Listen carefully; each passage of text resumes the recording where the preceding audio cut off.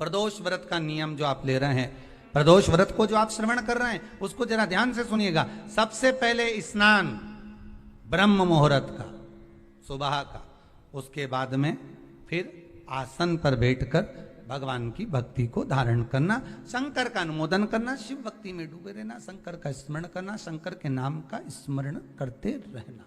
ये प्रदोष का मूल तत्व। महाराज, प्रदोष व्रत करने वाले को भोजन नहीं करना चाहिए, ध्यान दीजिए। फलाहार करो, उसमें भी नमक का सेवन मत करो। प्रदोष व्रत में नमक का सेवन वर्जित होता है। क्या कारण होता है? उसका एक कारण माना गया, नमक की वर्जितता। जिस समय पर एक नगर में एक ब्राह्मणी रहती थी, बहुत भाव से सुनिएगा, प्रदोष व्रत, नमक को त्यागने का भाव। प्रदोष व्रत की किताब में भी मिल जाएगा आपको, आप पढ़ेंगे तो सुना होगा आपने। एक ब्राह्मणी रहती थी एक नगर में, उसका पति नहीं था, छोटा सा बालक एक साथ में रहता, छोटा सा बालक। अब ब्राह्मण के घर की धर्म पत्नी है,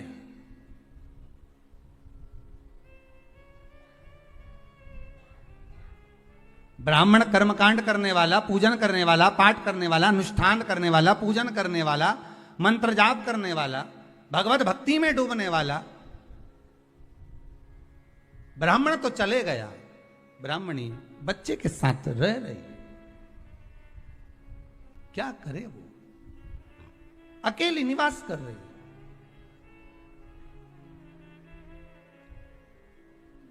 अकेली रह रही है। और ब्राह्मणी घूमती,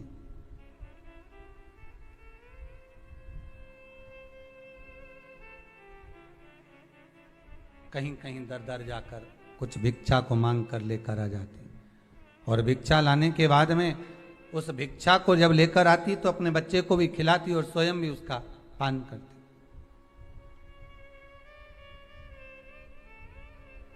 एक दिन ब्राह्मणी भ्रमण करते करते प्रदोष काल के समय पर शिव मंदिर में प्रवेश करी।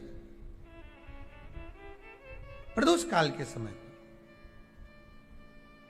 और शंकर मंदिर में जब प्रवेश करा, प्रदोष काल किसको कहते हैं? सूर्य अस्त हो रहा हो, रात्रि प्रवेश कर रही हो, दोनों का जब मिलन हो रहा हो वो प्रदोष काल कहलाता है। दोनों का जब मिलन हो रहा, सूर्यास्त हो रहा हो, रात्रि अपना चरण बढ़ाने के लिए आगे बढ़ रही हो, और दोनों का जब मिलन हो रहा है वो प्रदोष काल है, वो प्रदोष का समय है।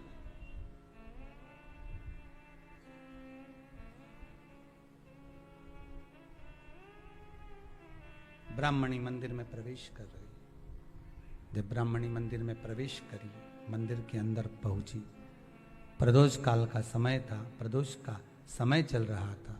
और प्रदोष काल के उस समय में, प्रदोष काल के उस समय में जब ब्राह्मणी ने देखा कि कोई भगवान की भक्ति में लगा, आज ब्राह्मणी के पास में कुछ पदार्थ नहीं है, अपने बच्चे का पेट भरने के लिए कोई सामग्री नहीं है, और कुछ आस लेके वो प्रवेश करिए, कुछ आस लेकर वो अंदर प्रवेश कर जाती है।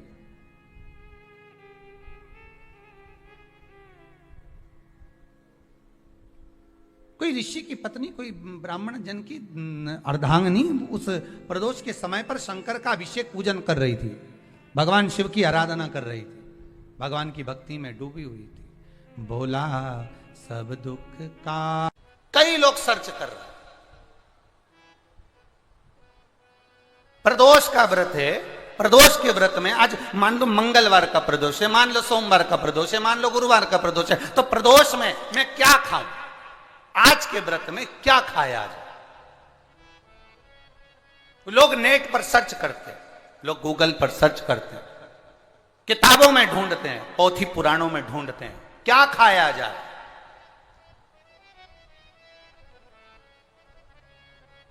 हम क्या खाएं जिससे भगवान हमारे व्रत को स्वीकार करे और हमारे व्रत को स्वीकार करे और हमें दर्शन दे। हम क्या खाएं? हमारा तो केवल इतना सा निवेदन है, किसी भोले व्यक्ति का, किसी गरीब व्यक्ति का धन मत खाओ, प्लाट मत खाओ, उसका पैसा मत खाओ।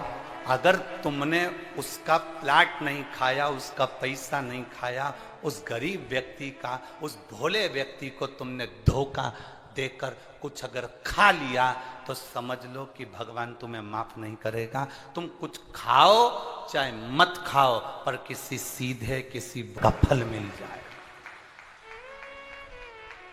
तुम्हें व्रत का फल प्राप्त हो जाएगा। जिस प्रदोष व्रत का हम वर्णन करते हैं, जिस प्रदोष के दिन का आपको बधाई कल हमने दी थी कि प्रदोष की आपको बधाई हो। प्रदोष शाम का जो समय होता है, प्रदोष काल जो होता है, उसका वर्णन जब हम करते हैं, ये प्रदोष की पूजन का विधान किसने बनाया, ये प्रदोष की पूजन का नियम किसने बनाया, ये प्रदोष की संध्या काल का, प्रदोष के समय का पूजन का विधान कौन बनाया, ये प्रदोष के समय पर एक बेलपत्र चढ़ाने का विधान किसने बनाया, प्रदोष के समय पर एक समीपत्र चढ़ने का विधान किसने बनाया। प्रदोष के समय पर अगर मान लो कोई भिखारी से भिखारी व्यक्ति भी है जो ठेला चला रहा है, उसके पास में खाने के लिए कुछ नहीं है, फटे कपड़े पहन रहा है, उसकी जिंदगी में कुछ भी नहीं बचा और कर्जे में लदालूम हो गया, एक चावल का दाना अगर वो प्रदोष के दिन, प्रदोष काल में शाम के समय पर शंकर के शिवलिंग पर चढ़ा देता है तो 3 या 4 प्रदोष में उसका कर्जा चूकना प्रारंभ हो जाता है। प्रदोष का विधान। इतना ये प्रदोष का वर्णन करा किसने, इतना प्रदोष की महत्वता बताई किसने, कौन करे इतना वर्णन? अगर प्रदोष की महत्वता बताने वाला कोई है, इसीलिए मेरे शंकर भगवान माता सती को लेकर कुंभज ऋषि के यहाँ, अगस्त ऋषि के यहाँ कथा सुनने के लिए गए थे, क्योंकि उनके बराबर कोई शंकर के महत्व को बता नहीं सकता और प्रदोष के महत्व को नहीं बता सकता। सती मैया को प्रदोष का महत्व बताने के लिए शंकर सती जी को लेकर कुंभज बाबा के यहाँ गए थे, अगस्त ऋषि। महत्व को तो सती जानो, तुम प्रदोष के महत्व को तो सती पहचानो कि प्रदोष का महत्व क्या होता है, प्रदोष काल का महत्व क्या होता है, प्रदोष के समय का महत्व क्या होता है। जिस समय पर सूरज डूब रहा हो, चंद्र प्रकाशित हो रहा हो, दोनों का मेल हो रहा हो, ना तो पूरा सूरज डूबा है, न पूरा चंद्र आया है, ना पूरा अंधेरा है, ना पूरा उजाला है, उस समय को प्रदोष काल कहा गया, उस समय को प्रदोष का समय कहा, प्रदोष काल कहा। अब कई लोग हमसे कहते हैं गुरुजी आप हमको प्रदोष का समय बताया करो कि प्रदोष काल किसको कहते हैं, प्रदोष का समय किसको कहते हैं। अब एक बात हम आप सबसे कहना चाहते हैं, जितने लोग आस्था चैनल पर सुन रहे हैं, जितने फेसबुक यूट्यूब पर सुन रहे हैं और जितने रेवाड़ी की इस पवित्र धरा पर कथा को सुन रहे हैं, आप सबसे एक बात कहना चाहेंगे, अगर हम समय देखकर बताएं आपको कि शाम को 6 बजे, 6:30 बजे, 6:30 पे लेकर 7:30 के बीच में ये समय है, या 5:30 से लेकर 6:30 तक का ये समय है, या हम तुमको बोल दें कि इतनी बजे ये समय प्रदोष काल का रहेगा या इतनी बजे ये समय रहेगा, तो देखिए कभी कभी ठंड का समय आता है तो समय रहता है तो दिन बहुत लेट ढलता है, इसलिए समय की गणना से मत चलो। आप तो ये अंदाजा लगाकर रखो कि दिन ढल रहा हो, अंधेरा होना शुरू हो रहा, सूरज डूब रहा हो, चंद्र प्रकाशित हो रहा हो, अंधेरा अपना काम कर रहा है, सूरज ढलता जा रहा है, दिन कम होते चले जा रहा है और अंधेरा थोड़ा बढ़ते चले जा रहा है, इन दोनों का जो मिलन का समय हो, अब वो कितनी भी बजे, आप तो बस उसके मिलन का समय निकाल लो, वही समय प्रदोष काल कहलाता है, वही समय प्रदोष।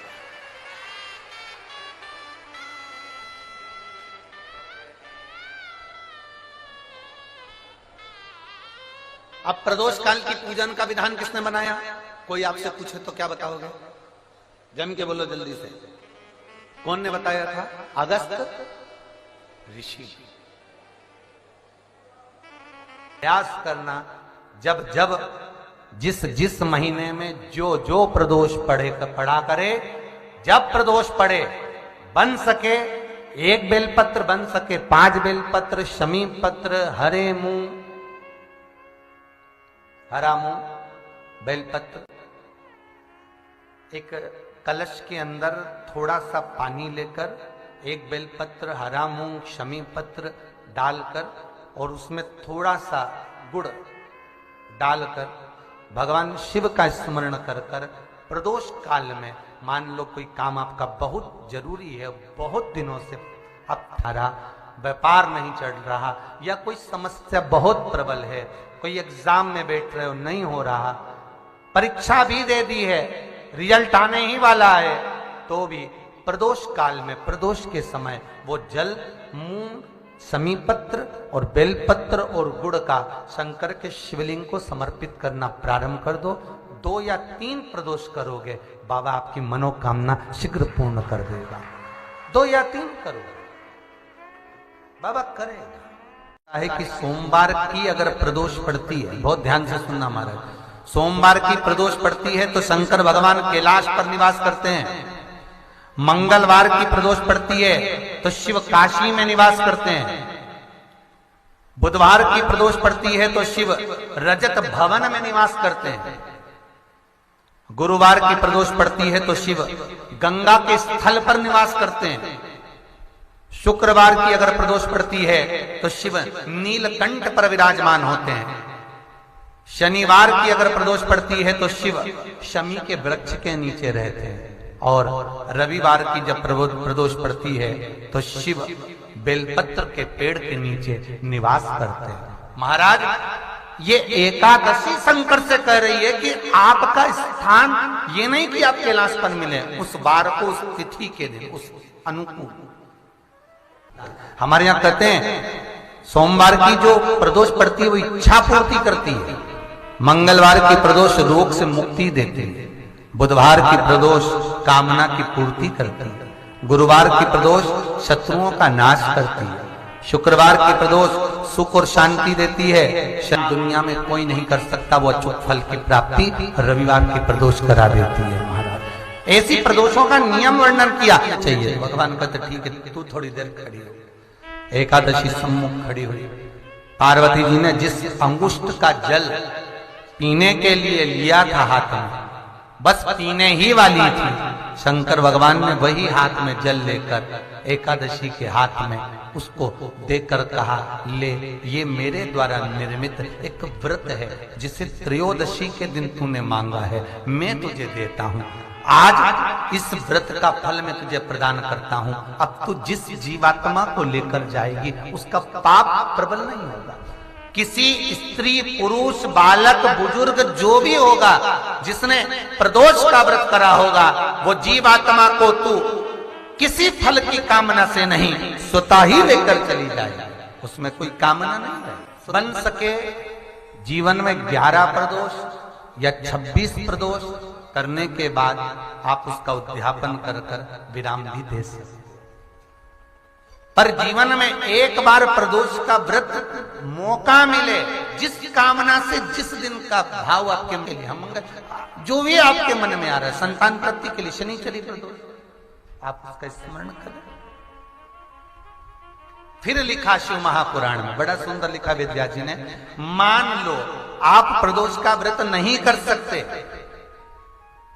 आप अगर व्रत नहीं कर सकते तो प्रदोष के दिन, प्रदोष काल में शाम का समय सूर्यास्त का कुछ पल, कुछ घड़ी के पहले से लेकर बाद तक का प्रदोष काल के अंतर्गत आप शंकर जी के मंदिर में जाकर 1 लोटा पानी, 5 बेलपत्र भी अगर समर्पित करते हैं तो संपूर्ण प्रदोष का फल आपके भाग्य में प्रबल हो जाए।